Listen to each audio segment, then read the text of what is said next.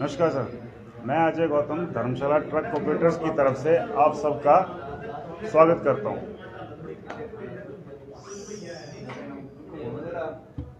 Sir, हमारा विषय ये है कि बस स्टैंड बनाया जा रहा है आज और हमें बेघर किया जा रहा है और लगभग 1960 से धर्मशाला ट्रक ऑपरेटर जनता के काम कर रहे हैं और हमारी जो यूनियन है ये 1960 में कोतवाली बाजार में हुआ करती थी और 1971-72 में लगभग जीए नाहर जी ने हमें ये जगह यहाँ पर दी थी।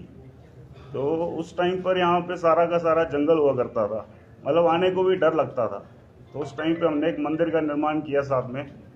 तो आज ये उस ट्रक यूनियन को उजाड़ रहे हैं और साथ में मंदिर को तोड़ने को भी बात की जा रही है। हमने इनसे कहा कि भाई जो आधी जगह है, आधी जगह में आप बस स्टैंड बना लीजिए, लेकिन ये बोलते हैं कि आपका दफ्तर भी उखाड़ा जाएगा और आपका मंदिर भी उखाड़ा जाएगा। तो हम तो एक छोटे से परिवार से आते हैं जी, हमारे पास एक एक दो ट्रक वाले बैठे हैं सारे, तो हम कहाँ जाएंगे जी। तो हमसे तो यही निवेदन है आप लोगों से कि आप लोग हमारी आवाज़ बने।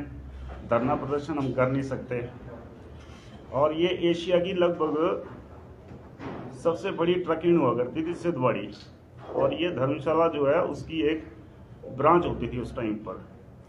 ठीक है, आज की डेट में ट्रांसपोर्टर कम है हमारे, लेकिन आने वाले भविष्य में हमारे और कोई भाई, मेरे ही बच्चे हों, आपके बच्चे हों, किसी के भी बच्चे हों, कल को ट्रांसपोर्टरी करना चाहेंगे तो वो कहाँ से कर पाएंगे। अच्छा बोला कुछ।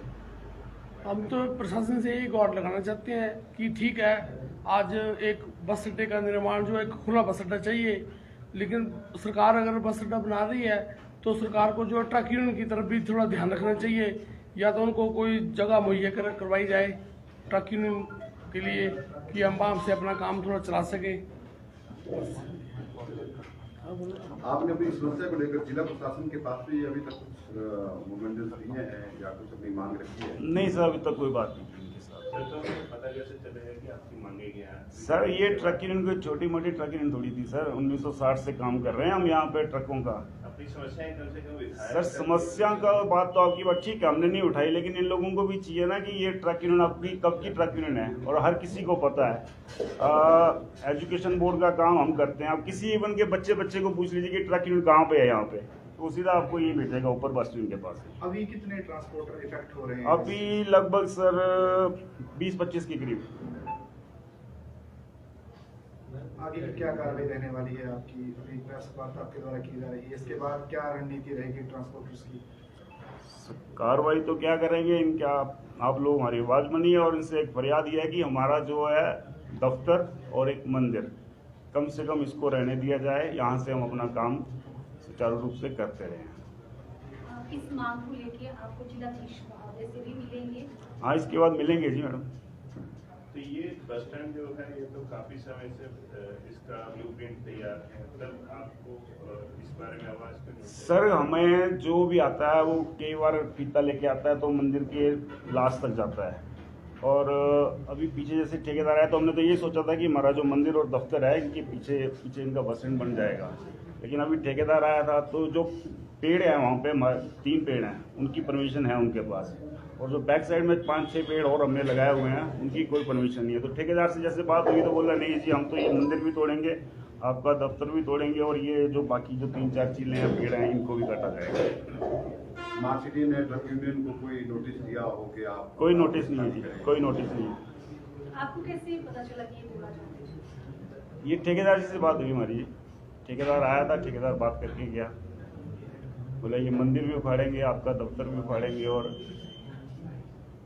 ऐसे हुआ ना जी, जब हम जो हमारा स्पेस है जहाँ पे हम ट्रक लगाते हैं, उन्होंने वहाँ पे आके की छोटे से हट्स बना दिए 3-4 ना जी। तो हमने उनसे पूछा कि आप क्या कर रहे हैं ये, बोले यहाँ पे अड्डे का काम चला आ रहा, अड्डा बन रहा, अड्डा चौड़ा हो रहा है, तो हम अपनी लेबर के लिए रहने के लिए एक झुंगी टाइप बना रहे हैं। तो उसके बाद उनका क्या हुआ कि उनके टिप्पर्स आ गए, वो ऊपर जो कटिंग चली हुई है वो मिट्टी गिराने लग पड़े साइड में सारी नदी। तब हमें पता चला कि ये अड्डे का काम जो है वो नीचे तक आ रहा था। पहले तो ऐसा होता था कि ठेकेदार आते थे तो कोई डिमार्केशन यहाँ करता था, कोई आगे कोई पीछे। अब ये जो आए हैं तो ये इन्होंने मिट्टी गिराना शुरू कर दी, तब हमें पता चला कि अब हमारे में ट्रक यूनिट पे थोड़ा संकट आ रहा है, इसलिए हम अपनी ऐसा है कि थोड़ा सा मैं आपको इसके बारे में हल्का सा बताना चाहता हूं, क्योंकि हमारे भाई लोग जो हैं वो उस तरीके से अपनी बात को एलेबोरेट करके रख नहीं पा रहे हैं। हम सबके ध्यान में है कि स्मार्ट सिटी धर्मशाला बनी और उस स्मार्ट सिटी धर्मशाला के अंदर एक डिटेल प्लान तैयार किया गया, उसमें ट्रांसपोर्टेशन के लिए स्मार्ट ट्रांसपोर्टेशन की बात हुई। हम सबके ध्यान में है कि डीसी से लेके कोई भी एम्प्लॉय का जब तबादला का जो है वो शिफ्टिंग की जाती है। अब इतनी बड़ी स्मार्ट सिटी के अंदर अगर किसी अधिकारी ने आना है, उसका जब मान लो बाहर से कोई ट्रांसपोर्टेशन के जरिए कोई सामान आता है, अब यहाँ पूरी ब्रिगेड बन रही है, एजुकेशन बोर्ड है, एजुकेशन बोर्ड के पेपर जो है वो आते हैं जाते हैं, इन सब के मद्देनजर रखते हुए यहाँ पे जो था एक ट्रक जो ट्रकों के लिए खड़े होने के लिए, सिर्फ मैं ट्रकों की बात नहीं कर रहा हूँ, टैक्सी यूनियंस की भी बात कर रहा हूँ, मैं सभी ओवरऑल जो ट्रांसपोर्टेशन है मैं उनकी बात कर रहा हूँ। आप धर्मशाला के अंदर देखिए कि इतनी बड़ी स्मार्ट सिटी डेवलप होने के बावजूद भी आज चाहे टैक्सी है, चाहे आपके ट्रक ऑपरेटर वाले हैं, किसी के पास भी एक प्रॉपर स्टैंड नहीं है जहां पे वो अपनी गाड़ियों को प्रॉपर पार्क कर सकें, जहां से वो अपने काम को कर सकें। तो स्मार्ट सिटी की जब डिजाइनिंग की गई तो उसमें इस कंपोनेंट को पूरी तरह जो है वो इग्नोर किया गया। अब इसकी प्लानिंग के लिए हमने जो है एक पीएमसी हायर की थी और उस पीएमसी को हम करोड़ों रुपया दे चुके हैं, लेकिन वो पीएमसी जो है वो आज दिन तक इसके बारे में कहीं पे भी कोई जो है वो प्रोजेक्ट जो है वो बना नहीं पाई।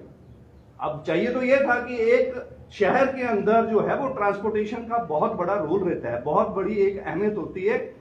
किसी व्यक्ति को अपना कोई सामान लेके जाना है, लाना है, बाहर से कोई व्यापार भी करना है, तब भी ट्रकों की आवश्यकता पड़ती है। अब कोई ट्रक का ऑपरेटर चंडीगढ़, मान लो चंडीगढ़ बॉम्बे से कहीं से भी आता है तो वो रात को कहां रुकेगा, उसके लिए क्या सुविधाएं हैं?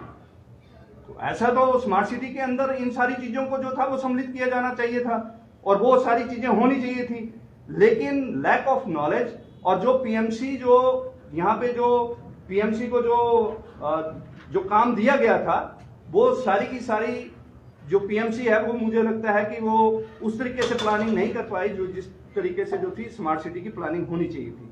हम लोग इन लोगों के साथ खड़े हैं। इन्होंने जैसे आपको स्पष्ट किया कि इन लोगों ने अपनी रोजी रोटी कमानी है, ये आंदोलन नहीं कर सकते। ये आंदोलन क्यों नहीं कर सकते? क्योंकि ये आंदोलन करने जाएंगे कि अपनी दिहाड़ी लगाएंगे, अपने बच्चों का पालन पोषण भरण पोषण कैसे करेंगे?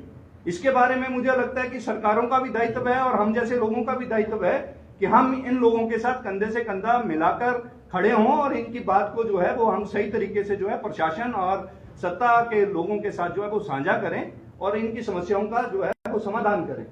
इसके लिए मीडिया की भूमिका जो है वो सबसे अग्रणी रहने वाली है।